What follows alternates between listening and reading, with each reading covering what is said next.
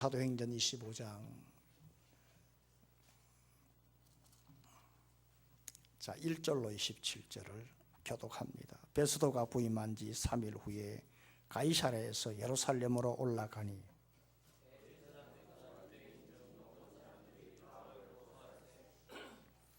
베스도의 호의로 바울을 예루살렘으로 옮기기를 청하니 이는 길에 매복하였다가 그를 죽이고자 함이더라.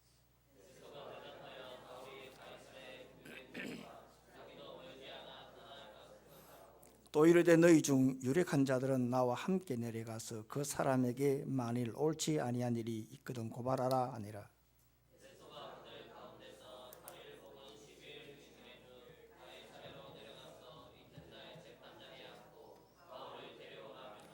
그가 나오매 예루살렘에서 내려온 유대인들이 둘러서서 여러 가지 중대한 사건으로 고발하되 능히 증거를 대지 못한지라.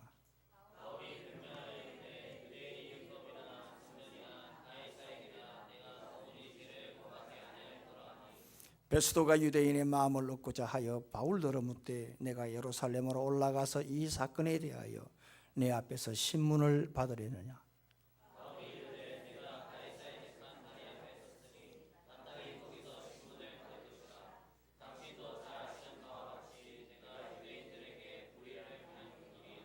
만일 내가 불의를 행하여 무슨 죽을 죄를 지었으면 죽기를 사양하지 아니할 것이나 만일 이 사람들이 나를 고발한 것이 다 사실이 아니면 아무도 나를 그들에게 내줄 수 없나이다. 내가 가이사께 상소하노라 한데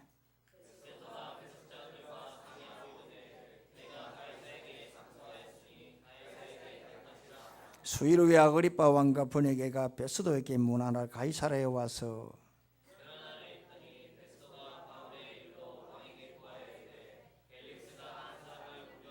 내가 예루살렘에 있을 때에 유대인에 대해 제사장들과 장로들이 그를 고소하여 정죄하기를 청하기에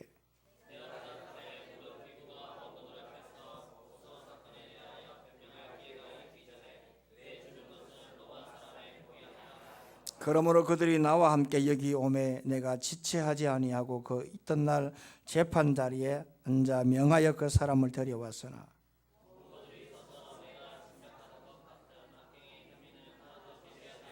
오직 자기들의 종교와 또는 예수라 하는 이가 죽은 것을 살아있다고 바울이 주장하는 그 일에 관한 문제로 고발하는 것뿐이라.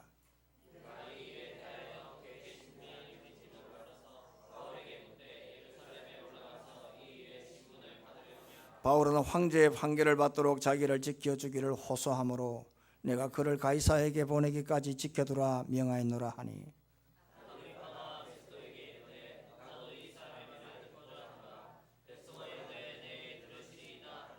이튿날 아그리빠와 브니게가 크게 위험을 갖추고 와서 천부장들과 시중에 높은 사람들과 함께 접견 장소에 들어오고 베스도의 명으로 바울을 데려오니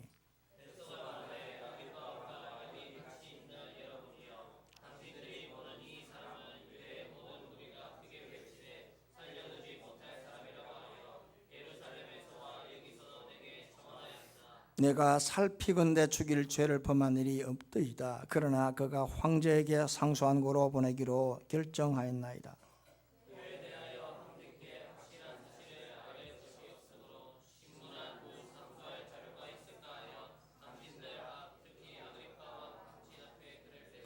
다 같이요. 그 제목도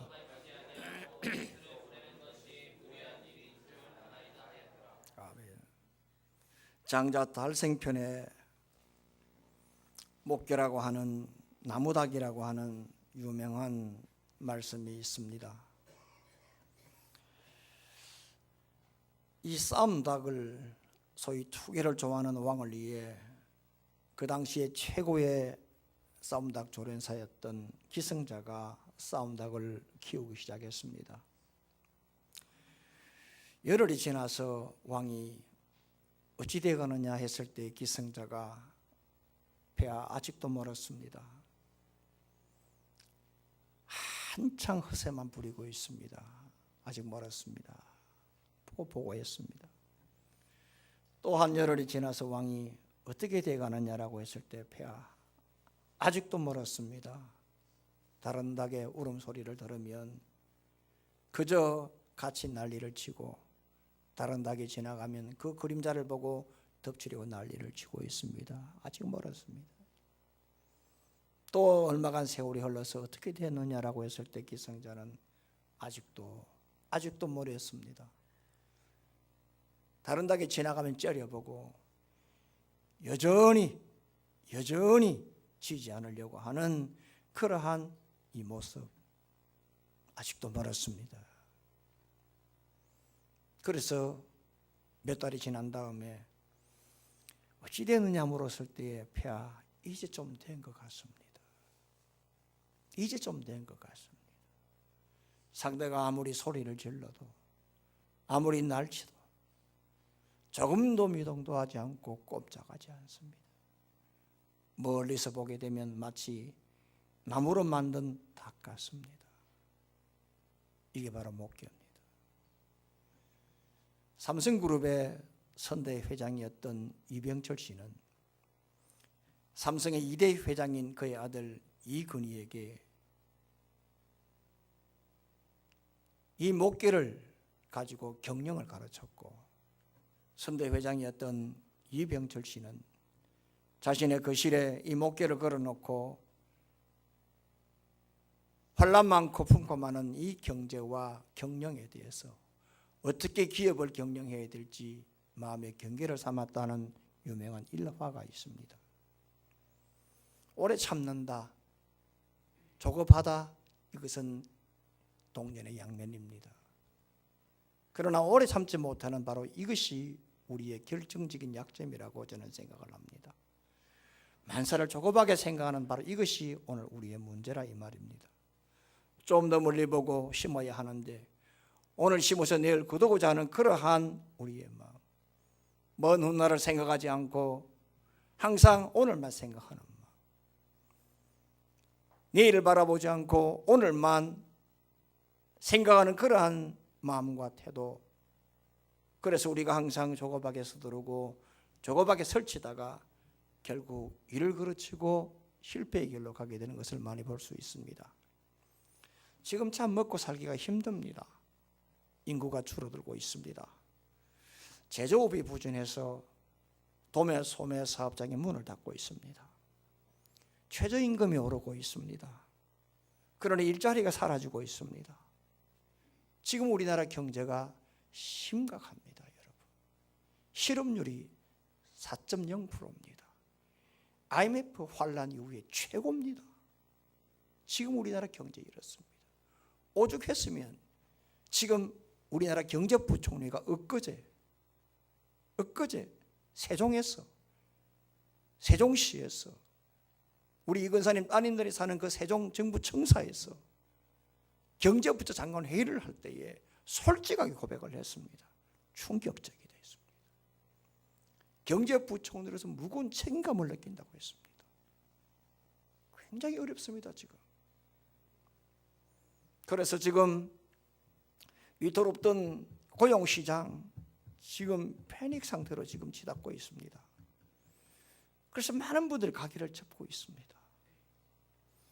그리고 난 다음에 사람들의 생각은 또 뭘 할까? 또 이렇게 가고 있습니다.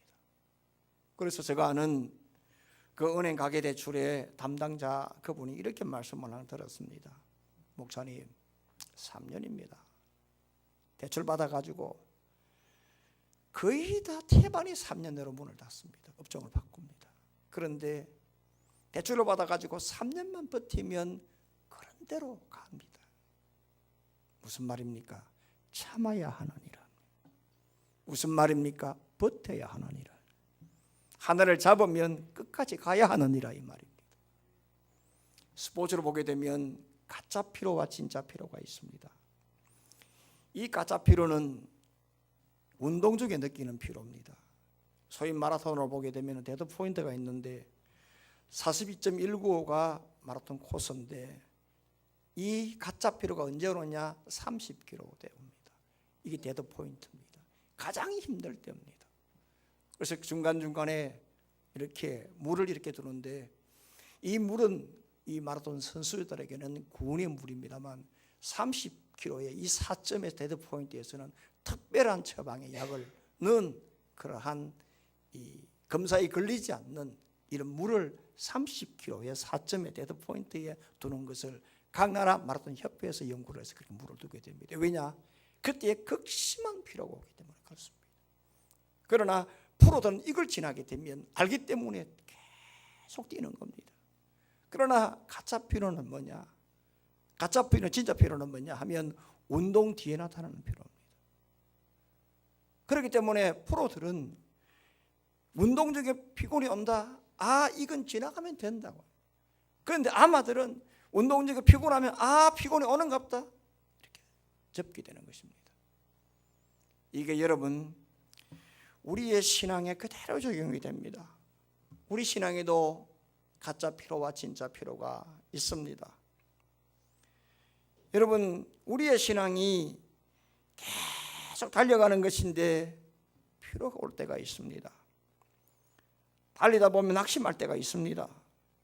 신앙생활을 잘해도, 그리고 참으로 열심히 해도, 주 앞에 정직하게 달려가도 일이 잘 안 될 때도 있고 풀리지 않을 때도 있습니다.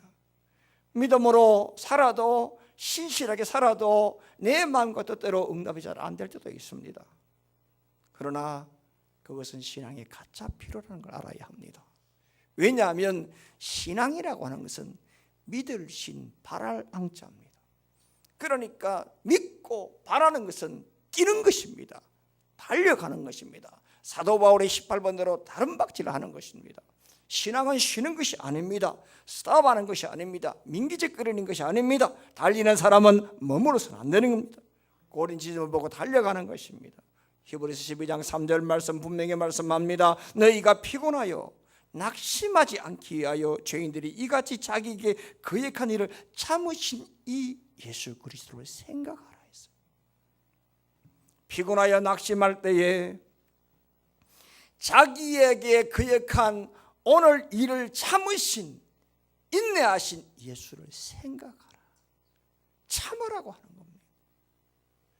이사야 40장 30절 31절 보십시오. 소년이라도 피곤하며 곤비하며 장정이라도 넘어지며 쓰러지되 오직 여호와를 앙망하는 자는 새 힘을 얻으리니 독수리 치며 올라감 같을 것이요 다른 박질하여도 곤비지 아니하게 걸어가도 피곤지 아니하리로다. 잘 들어보십시오. 소년이라도 피곤하다. 아무리 젊어도, 아무리 쌩쌩해도 피곤하지 않는 게 아니라는 겁니다. 아무리 젊어도 피곤할 때가 있다는 겁니다. 아무리 쌩쌩거려도, 우리 흔히 아무리 잘 나가더라도 넘어질 때가 있다는 것입니다.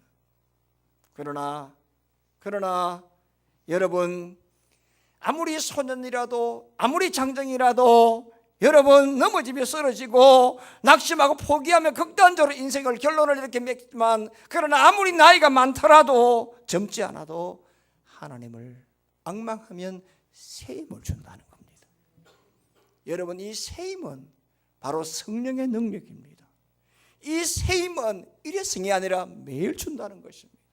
그러므로 어떤 사람이 나이가 많아도 어떤 사람이 새 힘을 얻고 살아가느냐 하면 여호와를 앙망할 때입니다. 매일매일 앙망할 때입니다. 하나님을 바라보고 매일매일 달려가며 견디며 인내하는 사람에게 새 힘, 성령의 역사, 성령의 지배를 준다고 성경은 분명히 말씀하고 있습니다. 영국의 역사학자인 이 칼라 힐은 이렇게 말했습니다. 절망은 끝까지 견디는 자에게 희망으로 바뀐다는 것입니다.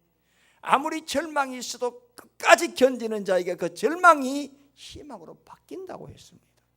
그러므로 여러분들 끝까지 견디십시오. 능력이 우선이 아닙니다. 인내입니다. 한번 살아보십시오. 저도 이제 죄송하지만 저보다 연배가 높으신 우리 교회 교인들이 있습니다만, 저도 이제는 60절이 넘고 나도 이제는 좀 이렇게 세상을 바라보니까 정말 능력이 있는 사람은 똑똑한 사람 아닙니다. 공부 많이 한 사람 아닙니다. 지근한 사람. 최고의 성도가 어떤 성도냐? 참 기도 많이 하고 성경 많이 알고 참 좋습니다만, 그러나 정말 하나님이 가장 원하시는 사람은 누구냐 하면 믿음으로 지근하게 달려가는 사람. 이 사람이 하나님이 가장 귀하게 보시는 사람인 것 같더라고요. 목회도 마찬가지요. 예수를 믿는 신앙도 마찬가지요. 그러므로 여러분들 끝까지 견디기를 주의 이름으로 소망합니다. 신앙을 하게 되면 때때로 피로가 옵니다. 그건 여러분 가짜 피로입니다. 예수를 잘 믿어도 믿음으로 살아도 때때로 낙심이 옵니다. 그러나 그것은 가짜 피로입니다. 그때를 넘기면 충분히 달려갈 수 있다. 그럴 때마다 여호와를 앙망하십시오. 바라보십시오. 그럴 때 새 힘을 주는 성령이 지배가 있을 줄로 믿습니다. 이런 은혜가 있기를 주의 이름으로 축원합니다. 그러면 우리 모두가 성령의 지배를 받으려고 하면 모든 일이 막힐 때마다, 힘들 때마다, 낙심될 때마다 여기에 하나님의 섭리가 있다. 아멘. 하나님의 뜻이 있다는 걸 알아야 해요. 일이 막힐 때는 하나님의 뜻이 있다, 섭리가 있다는 걸 알고 인내하시기를 바랍니다. 성경을 읽어봅니다. 시간 관계상 3절 4절 말씀입니다. 3절 4절 시작. 베스도의 호의로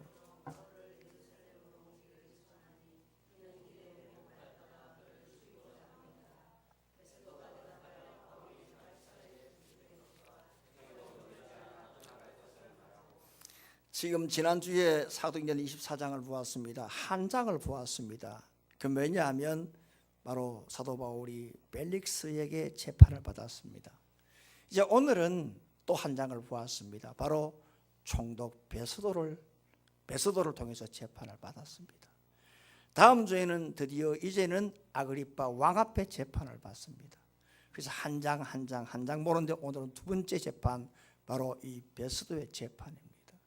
그래서 24장에서 25장을 넘길 때는 1초도 걸리지 않습니다만 시간은 무려 2년이 흘렀습니다.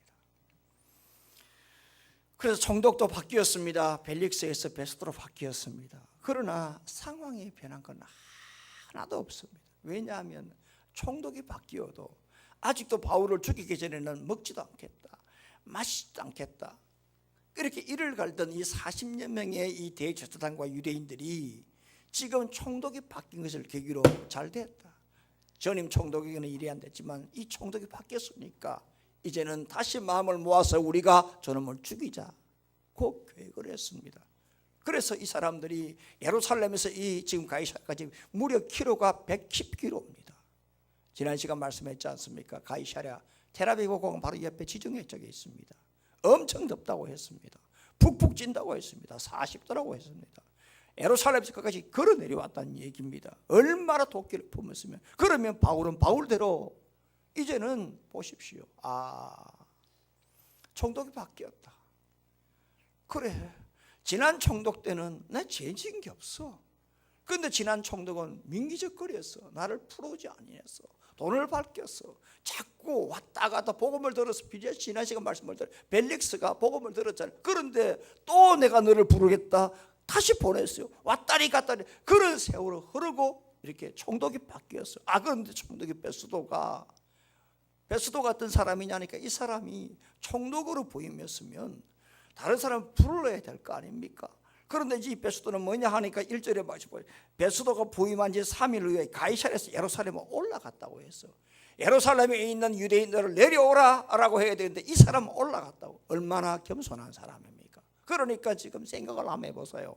지금 이 바울의 입장에서는 그래, 이 사람 보니까 성품이 옛날 이 벨릭스하고 좀 다른 사람이야. 제법 괜찮은 사람이야. 그러니까 이제는 나도 석봉될 수가 있어 라고 나름의 기대를 한 거예요. 그래, 동상이몽이에요. 자, 대제사장과 그리고 이 유대인들은 오늘 바울을 죽이려고 지금 계획을 잡고 다시 이제 총독이 바뀌었으니까 나름대로 기대를 했어요.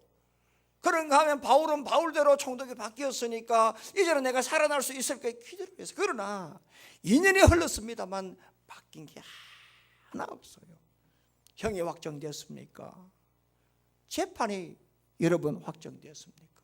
그런데 2달 동안, 아니 2년 동안 구속 상태에 있었어요. 구속에는 우리나라도 마찬가지입니다. 구속과 불구속이 있거든요.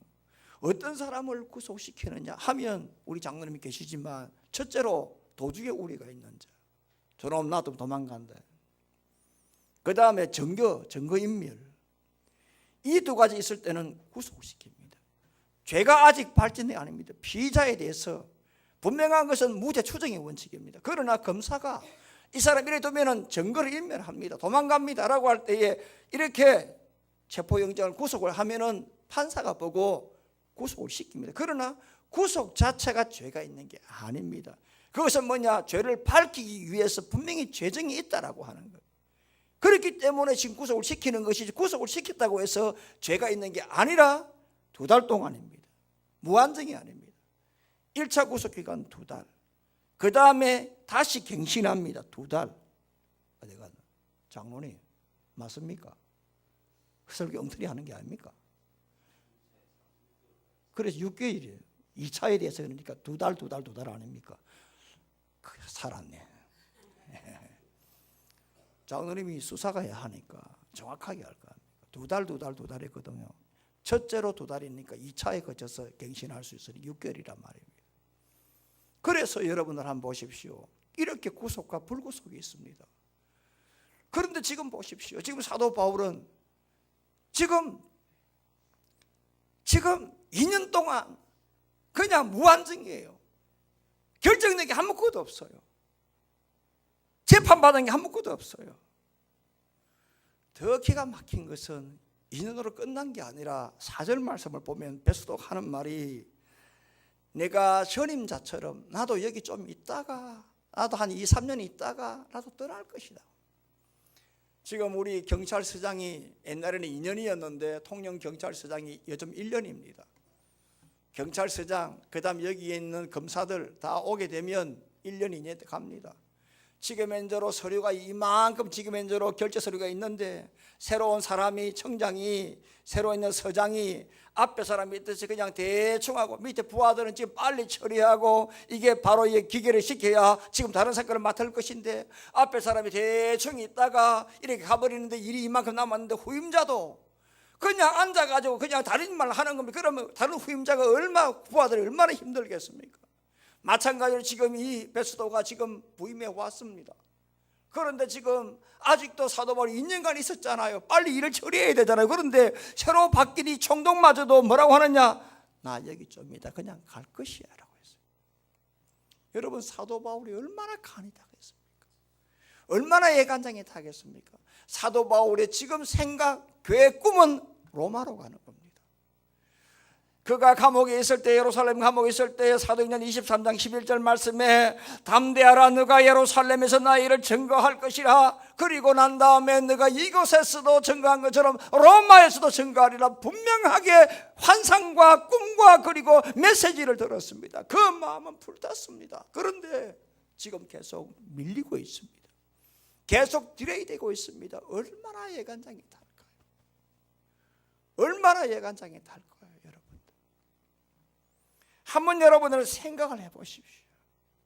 그러나 사도 바울은 이렇게 애간장에 탈 때에 그가 2년 동안 이렇게 아비캄캄한 이 감옥에 있었습니다만, 이런 애간장에 탈 때, 여기에 길이 막힐 때에 하나님의 뜻이 있다, 그는 알았습니다.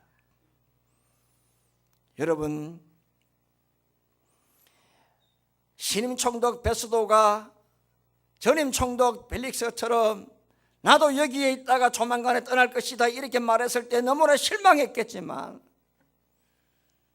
동시에 실망한 가운데 자기는 하루빨리 로마로 가서 복음을 전가하고 싶은 그런 마음이 꿀 같았겠지만, 그렇지만 기약 없는 그 2년간의 감옥 안에서도 그가 길이 막힐 때 여기에 하나님의 뜻이 있다는 걸 그는 알고 참았습니다.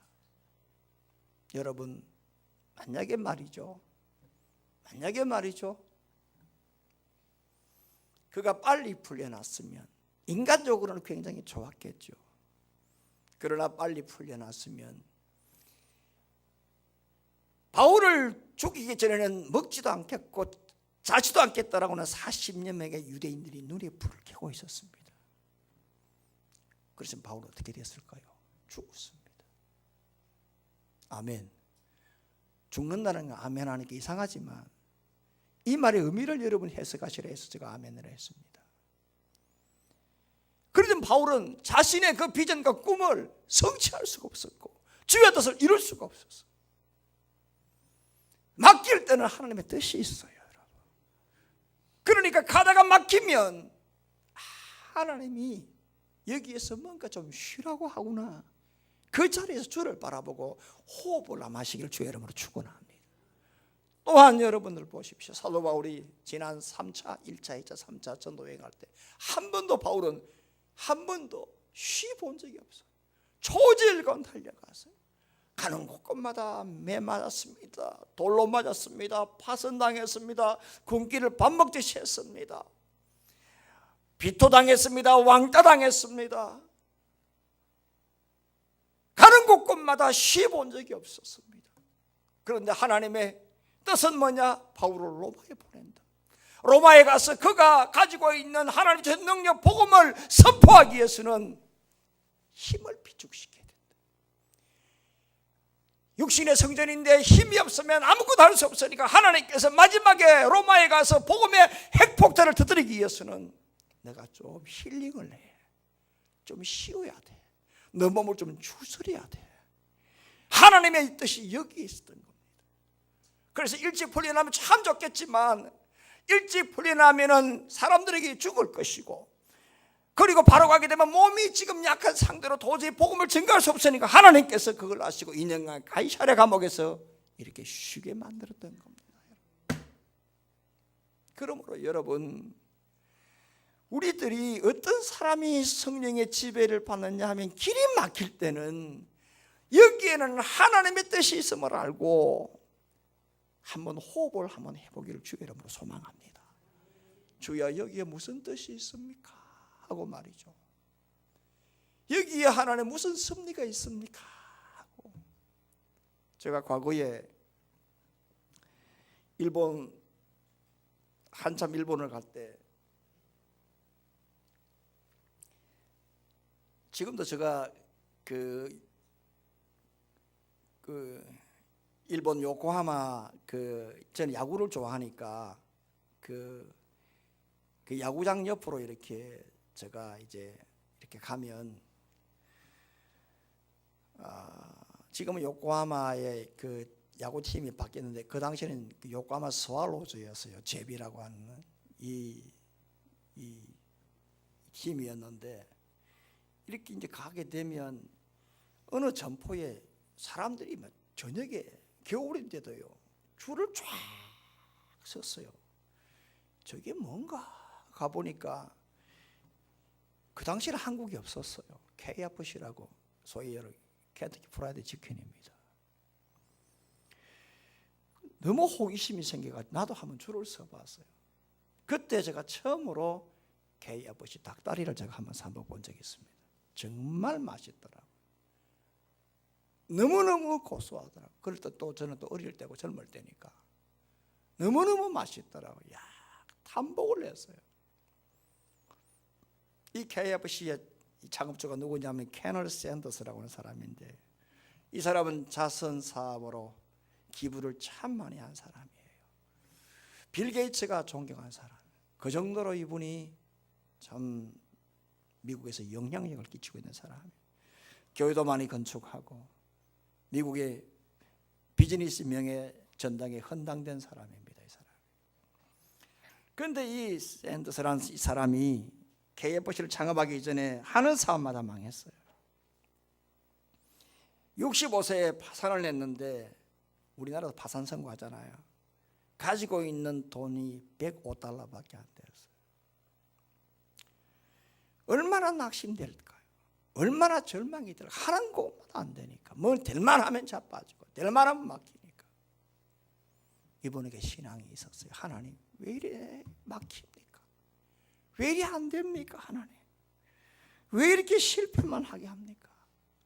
기도를 할 때 하나님께서 너가 가장 잘하는 것을 하라 하는 음성이 들리더랍니다. 이게 실화입니다. 너가 가장 잘하는. 그런데 이 사람이 이 소위 말하면 이 요리를 하는 재주가 있었던가 봐요. 그 자기가 어릴 적부터 가장 잘했던 요리가 닭 요리였대요. 그래서 닭을 가지고 요리를 한번 해볼까 하고 생각을 하고 시작을 했는데, 돈이 있어야죠. 돈이 있어야 할 거 아닙니까? 투자자들을 찾아다녔는데 4만 원 안 돼요. 낙인이 좋은 곳이가 되었어요. 만나는 사람마다 투자해달라고 했는데 내가 기술이 있다, 그러나 돈이 없다, 투자해달라. 대신에 6대4로 7대3으로 나누자 했는데도 사람들은 전부 다 손살에 쳐들어요. 1008번 1000명하고도 8명을 찾아갔을 때 전부 다 거절했어요. 그런데 여러분, 1009번째 사람이 투자를 결정해서 오늘의 KFC가 되었습니다. 이 캐널 이 샌더스 회장님이 이런 말을 하셨더라고요. 왜 하나님이 이래 길을 막았느냐? 하나님의 선한 일을 하라고 나를 이렇게 길을 막고 오늘 이렇게 성공을 주셨다. 사랑하는 성도 여러분, 인생은 말이죠, 속도보다 방향입니다. 나는 그렇게 믿고 있습니다. 빠른 거 아니에요. 빠른 것보다 쌍비협이 아니라 비협 하나입니다. 빠른 겁니다. 빠른 거. 아멘. 속도가 아니라 방향이라니까요. 살다 보면 막힐 때도 있습니다. 그럴 때는 기다려야 됩니다. 기다리는 게 힘들 때 있습니다. 그러나 그때 여러분, 가짜 필요다는 걸 알아야 합니다.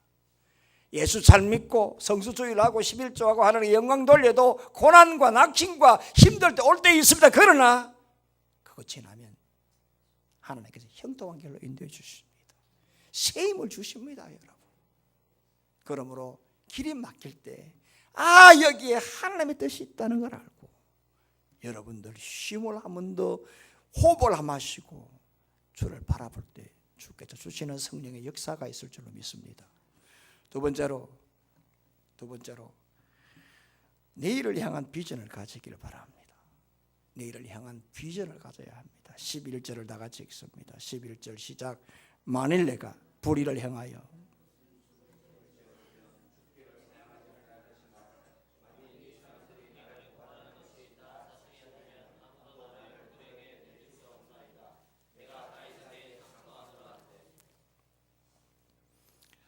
지금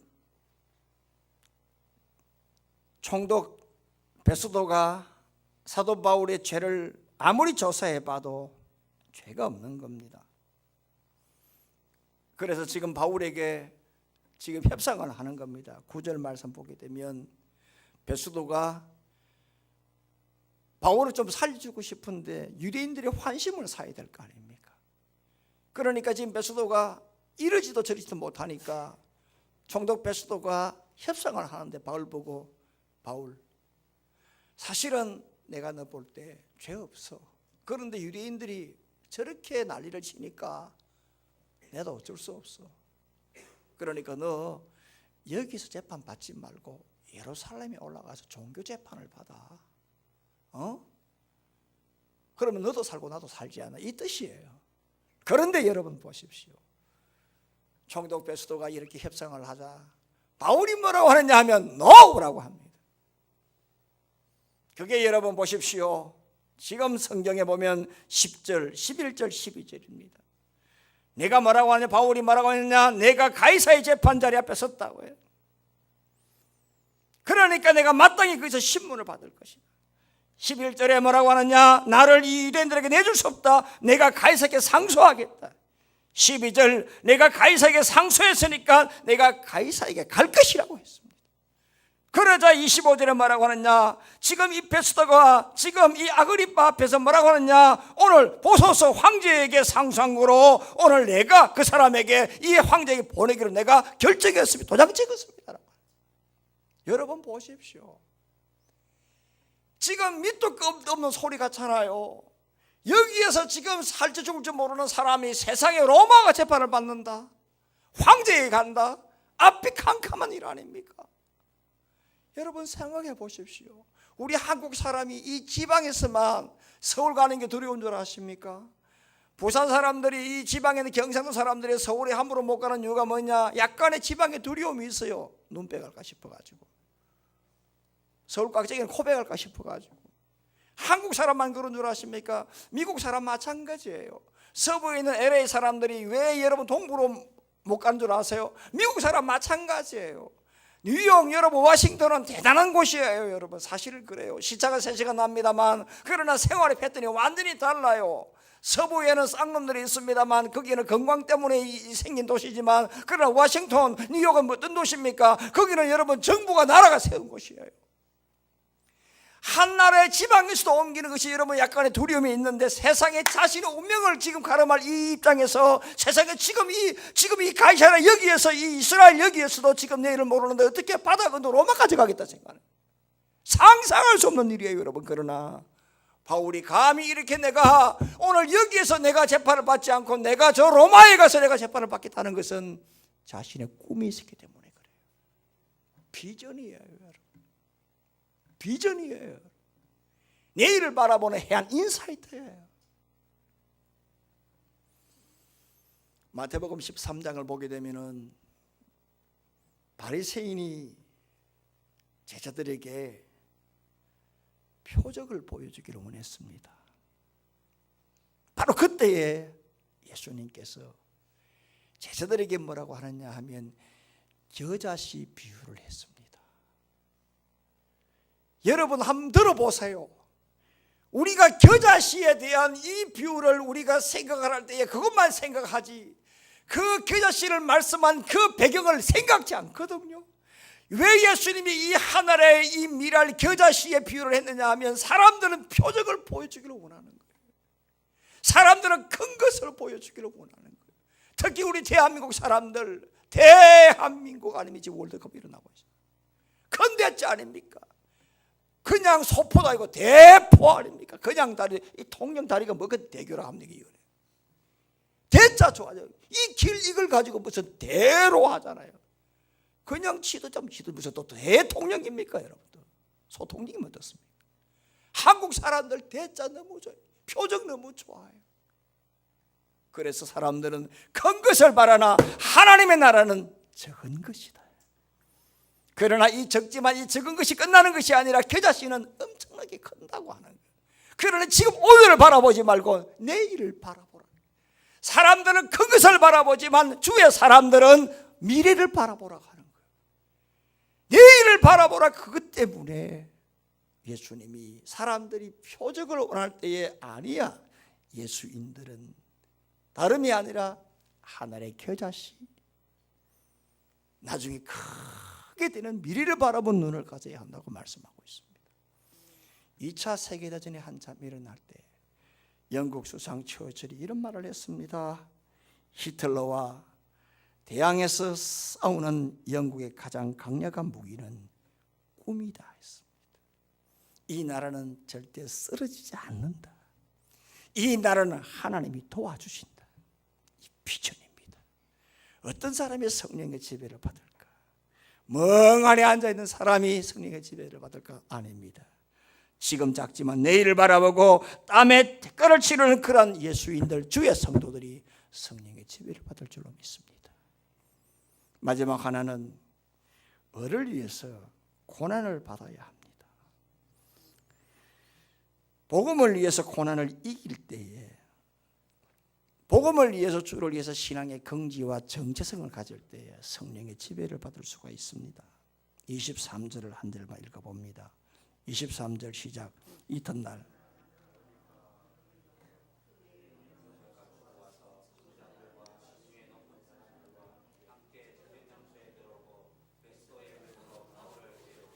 지금 보니까 22절 보니까 23절 보니까 아그리빠가 나오죠. 그리고 또 버니게가 나오죠. 이 사람 좀 소개를 할게요. 이 아그리빠는 지금 아그리빠 2세입니다. 아그리빠 왕이 있었고, 그 다음에 아그리빠, 그 다음 1세, 그 다음 여기에 나오는 사람 아그리빠 2세입니다. 그 아그리빠 1세가 누구냐? 그 유명한 헤롯입니다. 헤롯이 누굽니까? 예수님 태어날 때 어린아이들 다 죽이라고 했잖아요. 바로 그 명령한 사람, 바로 그 사람이에요. 바로 그 사람이 바로 이 아그리빠의 할아버지, 그리고 세례 요한의 목을 친 사람이에요. 그 할아버지예요. 그 아버지의 아그리빠 1세는 누구냐 하면 사도 베드로를 감옥에 넣은 사람, 그 다음에 야고보를 목에 쳐 죽인 사람이 그 아버지예요. 그 오늘 지금 여기는 아그리빠는 2세입니다, 여러분. 바로 2세. 그러니까 지금 집안 자체가 진짜 완전 포악한 집안이잖아요.